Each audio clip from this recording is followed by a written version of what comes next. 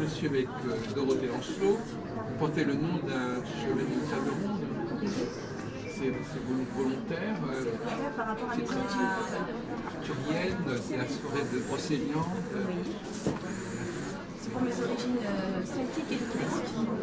C'est Combourg, donc parce qu'il y a d'autres endroits. D'accord. Donc vous avez ces origines-là, et vous avez déjà un atavisme au niveau de la divination dans les grands-parents, non? Je ne sais pas du tout. Non, donc ça vous amuse, c'est pas de famille. Je ne pense pas. Alors vous-même, comment vous définiriez, si on devait mettre un terme? On mettrait médium, on mettrait voyante, on mettrait quoi? Médium et voyante. Oui. Est-ce que donc je vois quand même que vous utilisez des supports où c'est pas nécessaire, vous avez besoin de déclenche? C'est pas nécessaire pour toute personne. Disons que ça peut être un plus pour affiner, pour avoir plus de détails ou de précision. Mais bien souvent, j'en ai pas. Rien que voir la personne, mes ressentis et ce que je vois, ce que je ressens sur la personne, généralement suffisent. Donc quand vous parlez avec quelqu'un, même alors, une question un peu idiote, quand vous êtes en consultation, ça se déclenche, et quand vous n'êtes pas en consultation, ça ne se déclenche pas. Ça dépend. Il y a des fois, même si on ne pose pas de questions, ça peut être avec une amie ou en discussion, oui, voilà. Peu importe. Oui. Il y a des fois, ça vient. Il y a des fois où on sent le courage, mais tu connais pas, je sais pas qui, ou oui, tu n'arrives pas à un truc, ou tu n'as pas un rendez-vous chez le médecin. Enfin, ça peut être sur. Voilà.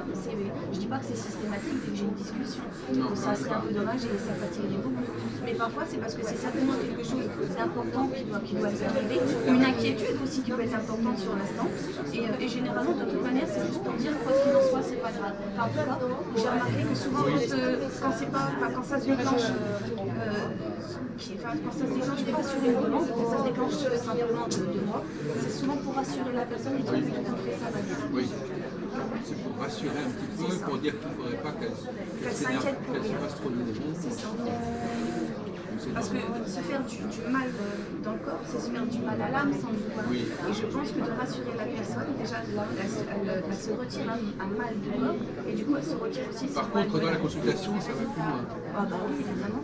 Et là, on peut toucher, c'est pas aussi expéditif, c'est quelque chose qu'il faut développer, il faut comprendre mieux. Alors là, le dialogue s'instaure ou bien comment ça se passe? Je ne pose pas de questions. Voilà, vous n'avez pas de questions. Et je ne fais pas au départ que la personne Voilà, en pose. c'est mieux, c'est mieux. Je prends que le prénom, la date de naissance. Donc après, je mets les cartes et au départ, je dis tout ce que j'ai. Voilà. Donc ça peut aller de la santé, l'amour, le travail, les études ou les inquiétudes, je ne sais pas, de grossesse, enfin, ça peut être sur tout domaine. Des choses auxquelles la personne ne pense même pas. Peut-être aussi généralement. Aussi. Par contre, je leur dis bien derrière que quoi qu'il en soit, donc je fais mon tour.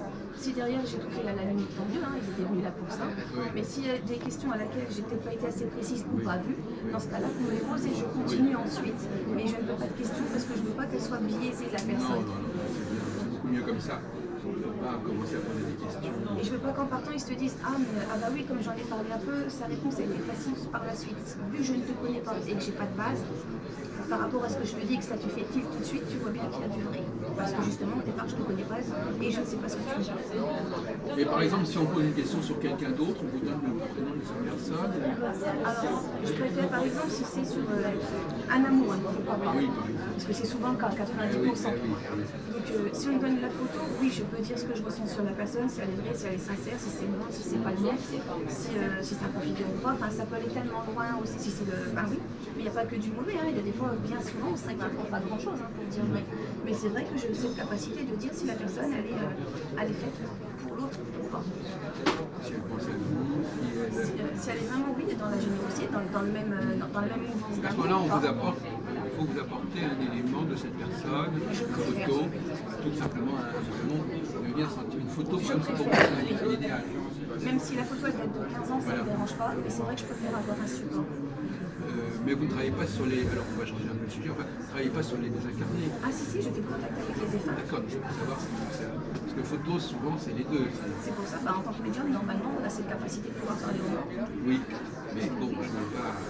Bah, faut dire un chat, un chat. On ne sait jamais, hein, on sait jamais. Donc, effectivement, il vaut mieux venir vous voir avec des photos de désincarnés, de personnes qu'on a connues, qu'on connaît. Donc on a connu ou pas connu, ça peut être un Ça s'appelle grand-père la qu'on a pas. psychométrie, je pense que c'est un nom, c'est-à-dire quelqu'un qui travaille sur les photos. Après, je pourrais pas vous dire. D'accord. Et donc, qu'est-ce qu'on doit savoir sur vous finalement, vous correspondez à l'image idéale du média. Vous êtes quelqu'un J'espère, je fais tout pour, en qui tout cas. dit ce qu'il a vu, qui dit ce qu'il a ressenti. C'est pas comme ça quelqu'un qui répond à une question. En tout cas, pas au départ. Après, oui, s'il y a question, j'y répondrai. Mais c'est vrai qu'au départ, il y en a pas. Et donc, comment ça vous vient, c'est une question bateau, mais comment ça, tout d'un coup, il y a une image qui vous vient à la tête ou à l'esprit, Dans où la tête vous entendez quelque chose? Ça peut être les deux. Autant je peux entendre des voix dans ma tête qui arrivent, autant je peux avoir comme une sorte de vision, comme un hologramme plutôt, je dirais, qui se superpose en fait, parce que je vois la réalité plus l'image. C'est vraiment une image qui se superpose à la réalité, comme un hologramme. Donc ça peut être du passé, ça peut être un présent futur, si je peux dire ça comme ça peut être un futur futur. Mais ça, je sais le voir. Je sais si c'est passé, je sais si c'est un présent. Quand je dis un présent futur, c'est que ça va être dans les 15 jours, 2-3 mois. C'est en train de se faire. C'est là, je sais que ça va être nécessairement sous peu. Et après, je sais quand c'est futur. Oui. Par contre, je le fais sur 2 ans maximum, pas plus. Oui. Ça, je le sais que je peux pas aller plus loin, sinon ça serait moins précis. Donc automatiquement, quand vous dites quelque chose à quelqu'un, ça faudra que ça se fasse dans les 2 ans Dans au les 2 ans maximum. maximum. Il ne faudra pas qu'il attende des années. Non, et ça, par contre, dès le départ de la consultation, je le dis bien, je ne peux pas aller au-delà de 2 ans. C'est ce qu'il attend dans les temps qui viennent. En tout cas, je préfère qu'il le sache dès le départ. Et par exemple, vous voyez qui rencontre, par exemple, si vous dites à quelqu'un, voilà, je vous vois rencontrer cette personne, vous pouvez la décrire, vous pouvez peut-être donner une initiale, je sais pas Je vais vous quoi. donner une vraie anecdote. Donc, j'avais ma meilleure amie qui était célibataire et je lui ai dit, écoute, tu rencontreras dans les 2 ans, je fais un Bastien ou un Sébastien, il travaillera dans l'informatique. Et en fait, à savoir que ma meilleure amie, elle sortait pas vis à part avec moi, si je peux dire ça comme ça, donc ça limitait quand même le champ des rencontres. Et je lui disais, je suis sûre. Et à un moment, elle s'est inscrite dans un club de photo. Donc du coup, c'est un truc qu'elle faisait toute seule pour le coup. Donc bref, une fois, elle va chez une amie qu'elle a rencontrée à ce club de photo-là. Elle va chez cette dame-là et il y a son fils qui a mis ses chats chez cette dame-là. Et ce jeune homme-là s'appelle Sébastien. Mais ils ne se connaissaient pas, il a dans l'idée. Mais ça a quand même attiré son attention. Du tout.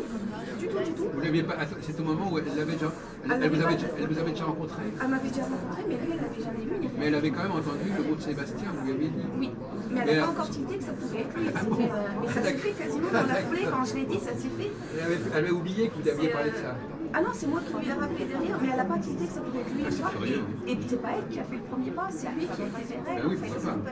Mais C'est donc, vrai qu'elle aurait pu être influencée, déterminée en disant tiens, voilà Sébastien, on m'a annoncé que je rencontre Sébastien, donc je vais m'intéresser. comme elle avait un côté un peu terre à terre malgré tout, donc elle a entendu, mais elle s'est pas dit comme elle m'a dit ça, c'est le premier venu en fait. Et comme elle ne connaissait ni d'Adam ni d'Ève, et c'était juste un jeune homme qui a porté ses chats chez sa mère. Elle ne le connaissait pas, hein, ce jeune homme-là. Donc elle n'a pas porté plus attention que ça.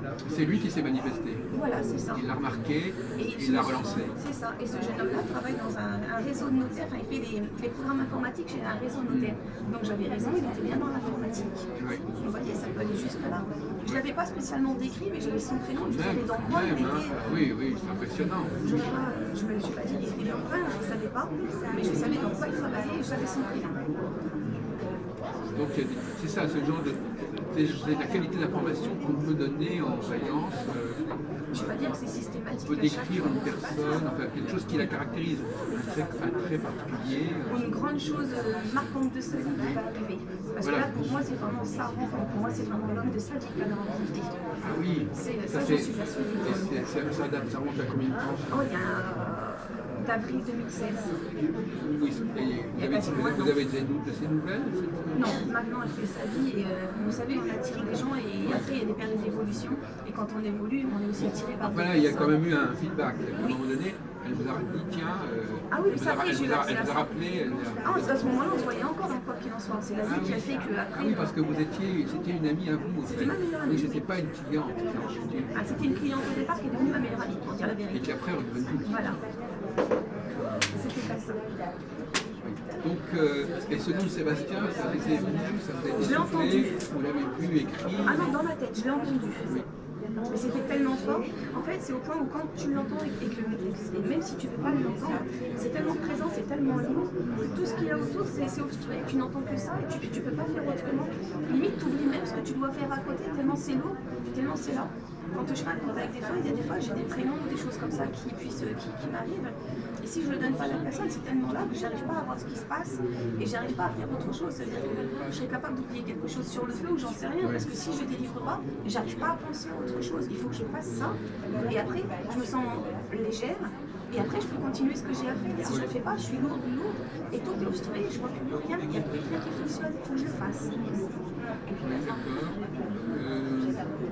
Alors, est-ce qu'à votre avis, c'était écrit dans sa vie qu'elle devait rencontrer ce Sébastien? Ça, j'en suis persuadée. Et jusqu'à quel point les choses sont... Enfin, c'était écrit, mais c'était pas écrit forcément depuis sa naissance.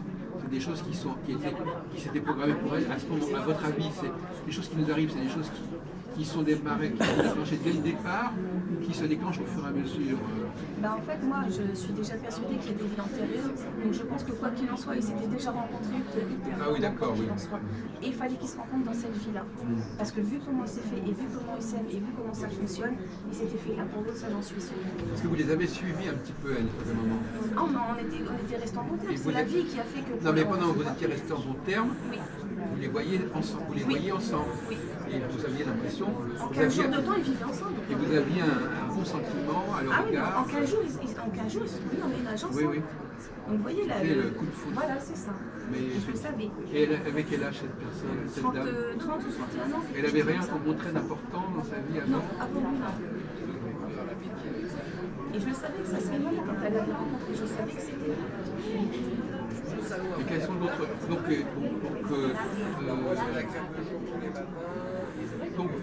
il vaut mieux, vous, par exemple, vous rencontrez quelqu'un, vous voyez qu'il va se passer quelque chose, qu'il va y avoir un contrat, qu'il va déménager, des choses comme ça. Oui, et puis il va y avoir un mariage, un divorce, des enfants, c'est même les décès, la maladie, tout. Donc vous n'êtes pas censé dire des choses que la personne sait déjà. Normalement, c'est pas le but. C'est pas le but. Donc, mais on ne sait jamais. C'est une question qui paraît un peu idiote, mais ça veut dire qu'on est là pour dire des choses qui ne sont pas encore connues. On n'est pas là pour dire des choses que la personne sait déjà. Mais en même temps, c'est une façon de montrer qu'on la comprend. Alors moi, je vais être honnête. Normalement, je dis aux personnes, s'il vous plaît, je vous prends 5-10 minutes pour dire de votre passé. Ça ne me dérange pas, mais sur une heure, c'est 10 minutes de perdu sur une vous payez. Après, c'est quoi qu'il en soit. Je fais soit tu as une heure entière pour toi, vu que tu la payes, c'est normal. Parce que vous savez, quand vous dites quelque chose, si la personne le sait déjà ou pas. Parce qu'elle peut vérifier un peu si vous êtes capable. Je peux le comprendre, je peux l'entendre, c'est ce que je dis. J'entends, si tu veux que je te sorte des choses de ton passé, je vais te le faire, il n'y a pas de souci. Et à ce moment-là, vous... dis-toi que c'est 5-10 minutes que tu n'as pas sur ta consultation. Alors quand on vous dit ça, vous êtes capable de vous brancher sur le passé de la personne. Oui, je sortirai un gros point, un truc vraiment qui l'a marqué de son passé. Vous êtes capable de vous programmer pour vous dire, voilà, là maintenant je vais parler de son passé. C'est ça, je sortirai un gros point de son passé, un truc, je sais pas, un truc, on a tous des choses importantes de son passé, voilà c'est ça, je sortirai un truc qu'elle a vécu. Et là ça prouvera bien que vous êtes voilà, je suis bien connectée avec la personne, et après pourquoi pas on continue. Mais encore une fois, il me faut un temps de concentration avant de le dire, c'est pas toute la vidéo et ça sort. C'est du temps, et je trouve que du temps c'est de l'argent, et donc après je pars du principe, si tu veux que je le fasse, je vais te le faire, pas de souci. Mais encore une fois, c'est 5-10 minutes que tu as pas ta consultation et que je peux le savoir. Mais la consultation, justement à ce propos, au fond la consultation, quel est le temps optimal d'une consultation, Dorothée Lancelot? Alors sur ce que j'appelle un domaine, c'est par exemple soit la santé, l'amour ou le travail, donc ça c'est des domaines, au minimum 30 minutes. On ne peut pas travailler en 10 minutes, c'est pas possible. Le temps de la concentration, le temps de dire ce qu'on a à dire, et à la limite, si elle a des questions qu'on n'a pourquoi pas répondu et pouvoir y répondre, 30 minutes c'est bien. Ensuite, si c'est sur plusieurs domaines, donc amour ou santé, enfin voilà, très large, en 1 heure on apprend de le faire. Parce que moi je vais vous dire une chose, il me semble que il y a des choses que vous pouvez, je vais vous faire appeler Rosalia, mais je veux dire, vous pourriez, il y a une information très importante, vous pouvez la sortir, ça vous prend 1 minute. Bien sûr. Et c'est fondamental. Et il y a des choses qui vont prendre plus de temps à sortir aussi ou à me concentrer. On n'a pas l'information qui est tout de suite comme ça. Il y a des choses qui vont venir tout de suite. Oui, c'est vrai. Il y a des fois où en 30 secondes, on peut avoir, je sais pas, un prénom, une vision de quelque chose. Et là, pas besoin que ça sorte tout seul. Mais c'est pas systématique sur chaque personne et à chaque consultation. Il faut un peu plus de temps pour que ça se mette en marche. Ça dépend de la réceptivité de la personne en fait. Ah oui, d'accord. C'est là qu'il va y avoir des changements. Et je pense que ça dépend aussi de son taux de vibratoire, je ne vais pas dire énergétique, mais c'est un petit peu ça quand même. En fait, c'est vraiment la réception. Oui. Donc si elle a un bon, elle a un puissant taux vibratoire, ça va être plus rapide. Ah bien sûr, Voilà, comme un livre ouvert en fait. il va falloir un peu ramer. Bah, il faut que je le lise. Comme je dis tout le temps, je fais tellement les livres ouverts, toi, il faut que je le lise. Il y en a où j'ai pas besoin de lire, ça sort. D'autres où bah, c'est à moi de tourner les pages et c'est à moi de Mais vous y arrivez toujours de toute façon dans un temps raisonnable. bah, il faut que je change de métier. Oui. Parce que vous pensez que vous pourriez former des gens qui ont des Je talents? fais déjà, je donne des cours, Oui. je donne des formations. Et comment ça se... Alors vous d'abord vous testez que la personne elle peut faire ça quoi. Normalement, on les ressent, si je peux dire. Oui, donc, et puis, vous savez, tout ce qui est monde divinatoire, ésotérique, les choses comme ça, il faut quand même être appelé pour entrer dans un milieu comme ça. C'est un peu un milieu où on peut penser farfelu, des choses comme ça. Donc, il faut vraiment se sentir appelé pour faire des formations comme ça. Donc, j'estime que si la personne se pense capable de tirer les cartes, en tout cas, de prendre l'initiative de prendre des cours pour pouvoir le faire, c'est que déjà, elle est appelée à le faire. Tout le monde ne prendrait pas ce genre de cours-là. Et puis après, je suis rien ni personne pour essayer de les tester. J'ai pas le droit de le faire même. Donc vous pensez qu'elle sait ce qu'elle fait? Je pense. Si la personne est intéressée et qu'elle a bon fond dès le départ, alors c'est qu'elle a déjà de Et alors bons les cartes, est-ce qu'il faut apprendre à les connaître les cartes? Ah, j'ai jamais appris une notice. J'ai toujours fait selon ce que moi je ressentais. Donc finalement, c'est pas un truc qu'on dit, voilà, quand vous sortez telle carte, ça veut dire ceci ou cela. On connaît les bases, quand même on connaît la signification de la carte, si vous voulez, mais malgré tout, par rapport au fait qu'elles soient entourées, par exemple, d'autres cartes, je ne donnerais pas spécialement la même signification. Oui, voilà, c'est ça. Et donc, les exercices, c'est de voir si la personne est capable. Qu'est-ce que vous essayez de développer chez vos élèves? Déjà, la sensibilité. Ensuite, quoi qu'il en soit, le côté humble. Après, le côté humanité, il faut vraiment aimer les gens, il faut vraiment être humain. D'égal à égal, un côté égalitaire en fait, c'est important. Parce qu'il faut comprendre qu'entre guillemets, ce que toi tu as vécu, soit je l'ai vécu, ou en tout cas, je peux comprendre, tout du moins. Ça, c'est déjà une bonne base. Ensuite, il faut avoir un sens pratique et visuel des cartes, comprendre assez vite ce que ça veut dire, et ensuite travailler tout ce qui va être instinct et ressenti.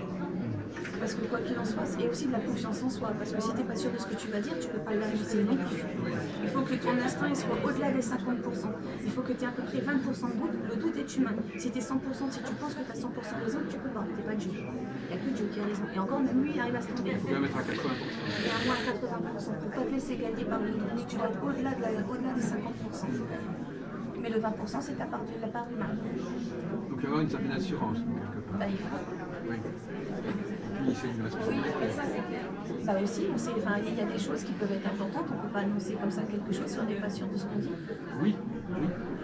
Et donc vous avez pu, je sais pas, vous êtes depuis un certain temps dans ce milieu, je sais pas. Au mois d'avril 2017, ça fait 11 ans que je travaille. Oui, d'accord. Donc c'était Un peu de temps. depuis 2006. Et donc, est-ce que vous avez, il y a des choses que vous avez modifiées dans votre façon de travailler depuis 11 ans? Quel est le bilan? Comment ça s'est passé ces 11 ans? Alors au départ, je vous voyais, maintenant je tutoie. Oui, j'ai remarqué. Pardon. Ensuite, j'ai un côté où avant je mettais de la distance et maintenant je suis plus dans le rapport, je me rapproche, si je peux dire ça comme ça. Après, il y a le côté où avant j'étais très dans la diplomatie où je cherchais les bons mots, les bonnes formules. Maintenant je dis ce que j'ai à dire et je pars du principe, voilà, tu prends et puis tu prends, voilà, il n'y a pas... Et parce qu'en fait, la réflexion amène moins l'instinct et le ressenti parce que si tu réfléchis, tu peux pas prendre en même temps en fait. Donc je me dis, je prends et je donne ce que j'ai. Et en même temps, du coup, comme je ne réfléchis pas, tu vois bien que ce que je dis, du coup, il est vraiment fait pour toi. Oui. Puis du coup, derrière, tu vois si ça te parle ou pas, mais tu vois bien que je cherche pas mes mots, c'est vraiment fait pour toi. Mais comment est-ce que vous observez que ce que vous dites, donc il y a la réaction immédiate de la personne, mais parfois il y a des choses aussi qu'elle va comprendre plus tard. Ça aussi, mais ça aussi, par contre, elles le savent, les personnes, je les préviens aussi.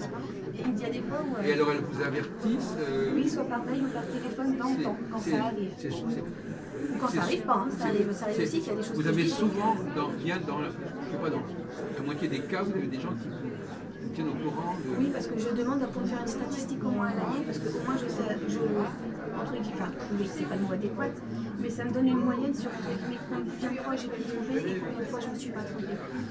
C'est important, c'est dans l'honnêteté, parce que quand des personnes vous demandent, mais vous avez raison à peu près à combien de pourcents, moi je sais que je suis capable de le dire. Je ne dis pas que tout le monde me répond, parce qu'il y a des personnes... mais sur les gens qui ont réagi, mais voilà, sur les personnes qui ont réagi, ça laisse un bon panel à l'année, parce que je reçois quand même beaucoup de monde. Donc mon panel est quand même assez grand, assez large. Il n'y a pas que le positif. Ah non, je prends le positif et le négatif. Je parlais de... Pour être honnête, on ne peut pas donner une statistique sans avoir les deux, c'est pas possible. Comment ça se passe quand les gens ne sont pas tout à fait convaincus? Bah déjà, moi je prends pour moi, je sais que ça va. Et à ce moment-là, vous vous posez la question de savoir pourquoi je me suis trompée, pourquoi avec elle c'est pas passé. Et comment, quel genre d'explication vous trouvez pour... J'essaie de comprendre, est-ce que c'était pas un vous mauvais jour pour moi? Vous ne vous souvenez quand même pas de tout ce que vous avez fait? Ah si, de toutes les personnes que je reçois, je me souviens de chaque cas. Alors là, franchement, vous vous souvenez presque des cartes que vous avez tirées, etc. Alors pas des cartes, mais en tout cas de l'histoire et de ce que j'ai dit. Et J'ai de mémoire, elle est phénoménale. Oui, apparemment. Et dans tel cas, vous dites, tiens, maintenant je me souviens, il y a quelque chose que j'ai eu un signal ou une image et je ne l'ai pas bien comprise, par exemple. Ah non, je ne me défie pas. Si j'ai non, je veux dire, vous dites, pourquoi ça s'est mal passé? Ça, par contre, je lui réfléchis et je me pose la question. Est-ce que je me dis, est-ce que c'était pas une mauvaise journée pour moi ou pour la personne? Oui. Est-ce que, je sais pas, est-ce que j'étais pas fatiguée aussi? Est-ce que lui n'était pas fatigué? Par contre, j'ai jamais eu une consultation 100% avec une faute, enfin 100% faux. Ça se peut que, par exemple, je suis bon en amour, je sais pas, en santé, mais qu'au travail, je me suis trompée, vous voyez? Il y a des fois, est-ce qu'il y a des domaines où il y a plus de risques d'erreur que d'autres? La santé, moi je suis pas de la santé, par exemple. On ne peut pas dire à quelqu'un que tu vas avoir ça ou pas. Enfin, vous voyez, il y a des choses, c'est un domaine où quand on me demande vraiment, parce que je sens le besoin, je vais y aller, mais c'est pas un domaine où on ne va pas guider de Et alors, qui est-ce qui vous donne ces informations? Je sais pas, c'est des guides, des défunts, j'imagine. Oui, c'est ça. Mais sincèrement, qui, quoi, comment, je craque pas plus pour la... Vous êtes toujours affaire aux mêmes personnes, enfin, aux mêmes de l'autre côté? Ça évolue. Il y en a qui viennent, il y en a qui repartent. Je pense que plus on s'élève spirituellement et plus nos guides, je ne vais pas dire changent, mais s'élèvent avec nous. Donc il y en a qui partent et il y en a d'autres qui viennent. Encore une fois, on attire ceux qui nous ressemblent. Donc ça veut dire que même les guides, si d'un moment j'évolue que je ne leur ressemble plus, il y en a qui partent, mais il y en a d'autres qui reviennent. Ceux qui sentent que je leur ressemble vont venir à ce moment-là. Et alors, vous êtes connu dans votre quartier, dans votre ville? Dans mon département, voire même dans ma région, je dirais oui. Oui. Mais en même temps, ça fait 11 ans que je travaille. Ensuite, j'ai commencé largement avant l'ère Facebook, donc j'ai vraiment commencé de bouche à oreille, vraiment de tout petit. Oui, c'est vrai qu'il y a 11 ans, ça n'existait pas du tout. Donc j'ai vraiment commencé comme ça. Et oui, j'ai un vrai noyau, parce qu'à ce moment-là, il n'y avait que le bouche à oreille qui existait. Après, c'est vrai que Facebook, ça ouvre les portes, ça on ne peut pas. Enfin, je ne peux pas me cacher en me disant que ça ne m'aide pas non plus. Mais j'avais pas besoin de ça pour travailler. Mais est-ce que vous faites des activités publiques? Oui, je vais aller au centre de l'UFCPS à Paris. Oui. Je donne moi-même aussi des conférences dans l'Oise. Je vais en donner une pas loin de Lille au mois de mai. Je dois aller en Savoie au mois de juin. Ça ne gêne pas de faire des activités en public comme ça, comme on fait à l'UFCPS, où les gens mettent leurs photos. C'est ça, c'est ce que je vais faire. Et puis vous demandez à qui est la photo. C'est ça, c'est exactement ça. Et c'est ce que je fais aussi dans l'Oise quand j'organise tous les événements. Oui. C'est pareil, c'est des soirées contact des fans, c'est en fait. Vous êtes plutôt dans les expériences que dans les conférences? C'est dans les deux, c'est du pareil. Vous faites aussi les conférences? Oui. Et quel genre de conférences vous faites, Dorothée? Réincarnation, vie antérieure, survivance de l'âme. D'accord.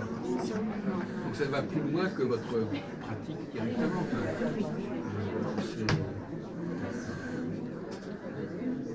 Bon, écoutez, je vous remercie. Je crois qu'à moins vous vouliez qu'on fasse une si vous voulez. Oui.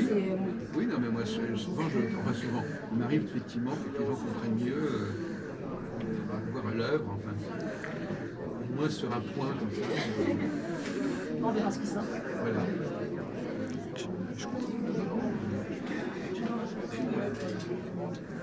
C'est pas indiscret, moi, ça m'arrive souvent. Je sais pas, coupez de la main gauche, merci.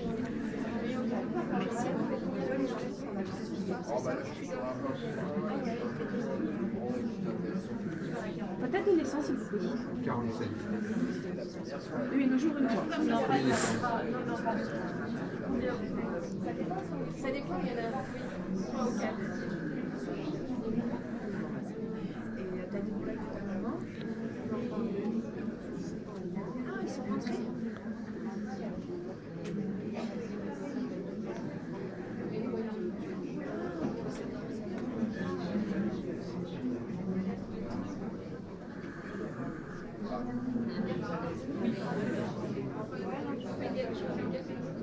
Regardez, je ne sais pas. Alors là, vous savez pas, regardez, franchement. Il y a eu une dame qui est décédée d'une maladie qui est toujours avec nous. Ça, je pense que vous le savez du coup. Ouais, ça prend ma mère. Ça, par contre, je vais pas me sortir dessus en disant que c'est ça, je sais pas. Je dis juste que c'est une dame qui est décédée d'une maladie. Par contre, vous faites attention à votre santé aussi. Et à côté, qui joue, je sais pas.